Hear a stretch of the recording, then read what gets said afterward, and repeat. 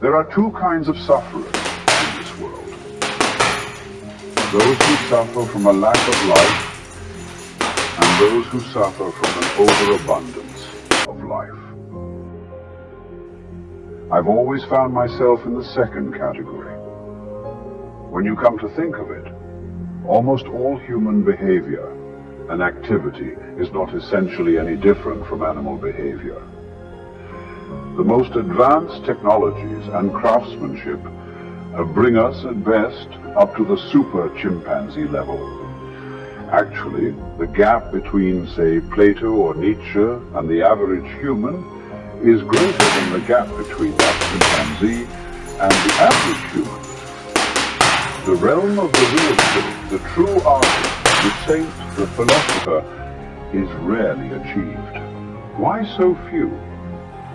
Why is world history and evolution not stories of progress, but rather this endless and futile addition of zeros? No greater values have developed. Hell, the Greeks 3,000 years ago were just as advanced as we are. So what are these barriers that keep people from reaching anywhere near their real potential? The answer to that can be found in another question, and that's this. Which is the most universal human characteristic? Fear or laziness? As we begin to look at life, what we realize is that the reason that most people are not living out their true potential, are not doing all of the things that they would really like to do, is because of fear. What are the things that you fear that's been keeping you from living your dream? That's been keeping you from doing some things that you would like to do? Just think about those things. And how do we begin to handle that? Abraham Maslow said that life is about growth. And he said you could either go back to your comfort zone, and there you won't find any growth, or you must be willing to go forward and face your fears again and again and again. You have to be all in, and it's the hardest thing to do, because if it fails, then you can feel like a failure. I think of this idea of performance necessity. Two stories kind of come to mind. One is I was working with an Olympic gold medalist sprinter, and we're in the tunnel and we're going out, and he's talking about the competition, and we get out to the blocks, and I said, he was really worried about the competition. I said, well, how do you even gauge, like, who's going to win? You know, in his particular race, people are winning, but by, 1/100th of a second, tenths of seconds. I mean, these are really close sprints. And I said, well, how do you know? I said, who would you even bet on? And he says, I would bet on the guy who gets down at the blocks, gets himself settled, looks at the finish line and says, I got to do this for my mom. And I was like, ooh, that's good. His performance necessity in that is, it's necessary for him to win that race for his mom. I think of, when I started my career, and I really decided to go all in with writing and online training. This is like 2006. I'd gone broke, completely bankrupt, and failed. I left my corporate job, left it to write, and I didn't know how to make it as a writer. I wanted to do seminars, workshops, didn't know how to do that. So I was pretty much a hot mess, ran out of money. I got nothing in my name, nothing, kind of no positive prospects, no one's calling me except the guys who want the money. And one night I'm writing, and the apartment was so small, on the bed I had my bills, my vision boards, all my research, all my journals. Like, the bed was basically the desk, the extended desk. And my lady comes in, Denise, and she walks past me, but she sees I'm like trying to write. She doesn't want to disturb me. She crawls under the covers of the bed, and I'm just typing, kind of casually typing away. And I look over, and I see my woman sleeping under my bills. And it was just like, because none of us want to see our family suffer because we are not performing. Sure. And I was just like, I gotta figure this out. And I'm telling you, I wrote more that night than any night in my entire life. Next day I wrote more than ever. That Bird's Life's Golden Ticket, which became a bestseller. And in 18 months later, because I was like, I'm gonna figure out this online thing, I'm gonna figure out marketing, I'm gonna figure out how to teach, I'm gonna figure out how to train and get paid for it, because I never really been paid for those things. I said, I'm gonna figure out this industry and I'm gonna make it. 18 months later, after her crawling under the bills, I made $4.6 million online. Total transformation. People are like, how did you do it? I'm like, she was my necessity. I was not going to let my woman be in that situation. And the second part was, I went all in with my identity.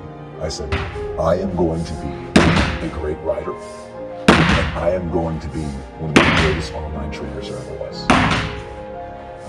Life responds to deserve, not need. Life was not designed to give us what we need.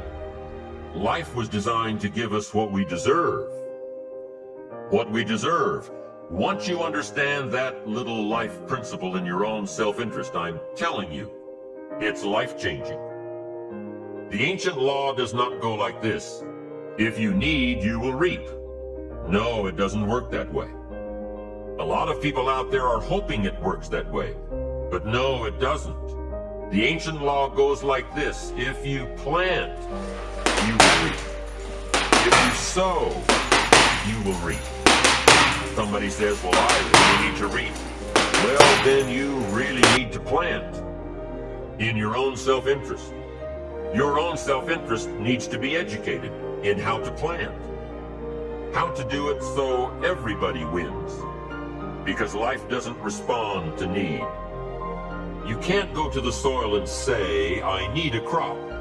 The soil just smiles at you. And here's what the soil says. Don't bring me your need, bring me some seed. Bring me some effort. Bring me some discipline. Bring me some interest. Bring me some service. Bring me these things and I'll return to you multiplied by 2 times, 5 times, 10 times. You can't come with need. You've got to come with seed.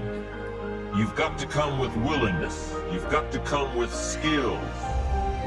You've got to be willing to learn, willing to change, willing to grow, willing to put yourself out, willing to stand up to the bad weather, willing to pull out the weeds, willing to nurture.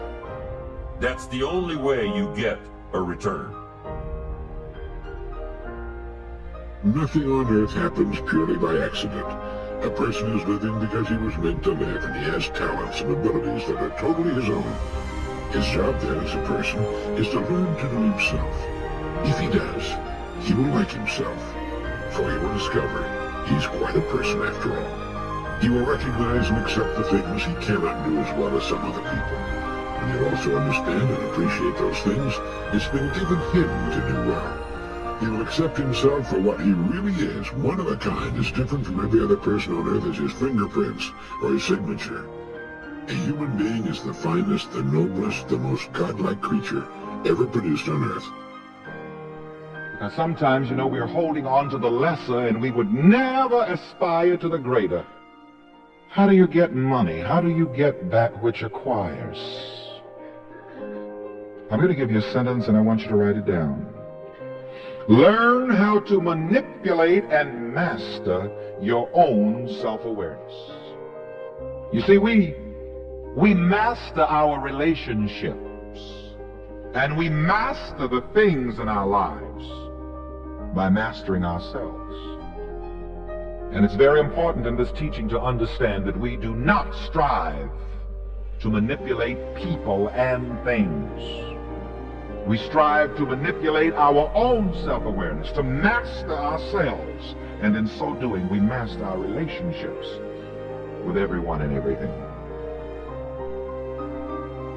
Most of us go through life pretending that we're satisfied where we are, pretending that everything is okay, pretending that we don't have any special goals or ambitions or desires, when really deep down inside we do really want more.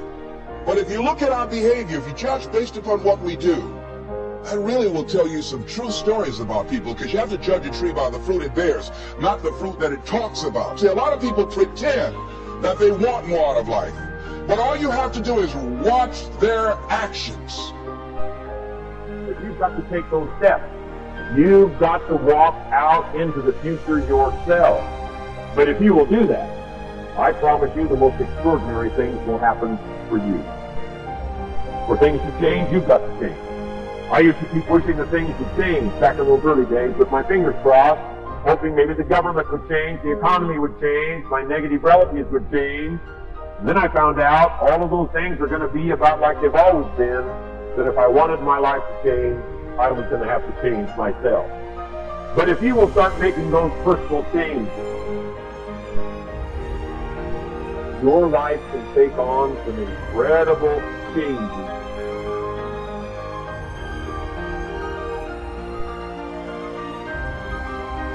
Frustration can come from many avenues. Anytime we feel like we're surrounded by roadblocks in our lives, where we are continuously putting out effort but not receiving rewards, we tend to feel the emotion of frustration.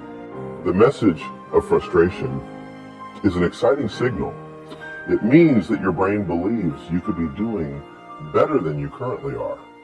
Frustration is very different from disappointment, which is the feeling that there's something you want in your life, but you'll never get it. By contrast, frustration is a very positive sign. It means that the solution to your problem is within range, but what you're currently doing isn't working, and you need to change your approach in order to achieve your goal. It's a signal for you to become more flexible. How do you deal with frustration? You realize that frustration is your friend and brainstorm new ways to get a result.